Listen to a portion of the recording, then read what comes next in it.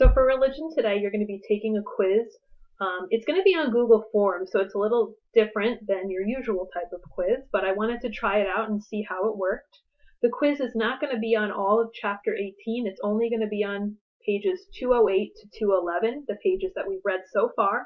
And it's also going to be on that PowerPoint that we read on Monday.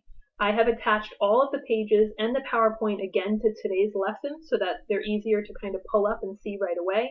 I know that some of you already have your religion book. For those of you that don't have your religion book, you can just use the pages that I posted today, but also make sure to look at that PowerPoint because a lot of the answers are going to be in the PowerPoint too.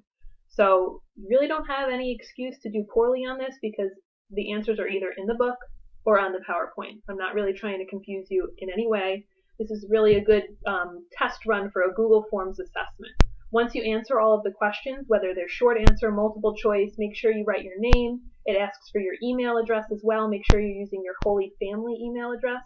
I think at the bottom or at the top, you click submit, and then it'll automatically get sent to me, and I can grade your quiz on Google. Okay? So again, just on pages 208 to 211. It is not on all of Chapter 18. Thanks.